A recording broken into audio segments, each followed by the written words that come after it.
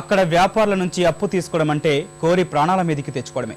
గుంటూరు జిల్లాలో 2 దంపతుల ఉసురు తీసిన వడ్డీ భారం ఇప్పుడు ఆ నగరంలోనూ విస్తరిస్తోంది. తాజాగా వెలుగులోకి వచ్చిన ఒక ఘటనలో నిందితునిపై నిర్భయ చట్టం కింద పోలీసులు కేసు నమోదు చేశారు. గుంటూరు జిల్లాలో వడ్డీ వ్యాపారుల ఆగడాలకు అడ్డు అదుపు లేకుండా పోతోంది.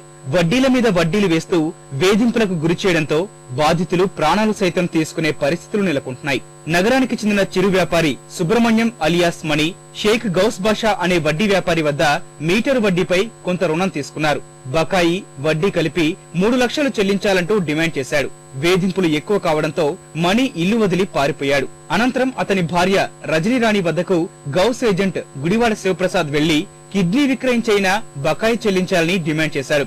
అంతటితో ఆగకుండా చెప్పినట్లు నడుచుకుంటే రుణం మాఫీ చేస్తానని గౌస్ తన మనుషుల ద్వారా ఒత్తిడి చేశాడు. ఈ పరిస్థితుల్లో పిల్లలతో సహా ఆత్మహత్య చేసుకోవాలని యత్నించిన రాణి ఓ న్యాయవాది సలహాతో జిల్లా ఎస్పీని ఆశ్రయించింది. కేసు దర్యాప్తు చేపట్టిన పోలీసులు గౌస్ అతని ఏజెంట్ ప్రసాద్ ను అరెస్టు చేశారు. ఏపీ పాన్ బ్రోకర్స్ చట్టంతో పాటు నిర్భయ చట్టాన్ని కూడా ప్రధాన నిందితుడు గౌస్ పై నమోదు చేశారు. ఈ మీటర్ రోడ్లకి సంబంధించి ప్రత్యేకంగా వచ్చిన ఒక టాస్క్ ఫోర్స్ మేము ఏర్పాటు చేస్తున్నాం. ఈ నగరంలో ముఖ్యంగా వెనుకబడిన ప్రాంతాలు చాలా ఉన్నాయి. ఆ ప్రాంతాల్లో ఇటువంటి ఈ దౌర్జన్యాలు ఎక్కువ జరుగుతున్నామని సమాచారం ఉంది. వడ్డీ వ్యాపారి వేధింపులు భరించలేక రాజమండ్రిలో తలదాచుకుంటున్న మణి న్యాయవాది సాయంతో గుంటూరు చేరుకున్నాడు. నేను లేని టైంలో మాడల దగ్గరికి వచ్చి గంటలు ఇంట్లో ఉండడం, అమ్మాయిని ఏడిపించడం, ఇది పరిస్థితి, ఇట్లా చేయాల్సింది మీరు, మాకు సంబంధం లేదు, మీరు చచ్చినా మంచిది, మా రూపాయి కంపల్సరీ మేము వసూలు చేసుకుంటాం మీ దగ్గర అని చెప్పేసి బెదిరించడం. గౌస్ ఉదంతం వెలుగులోకి రావడంతో అతని బాధితులు ఇప్పుడు ఒక్కొక్కరుగా బయటపడుతున్నారు.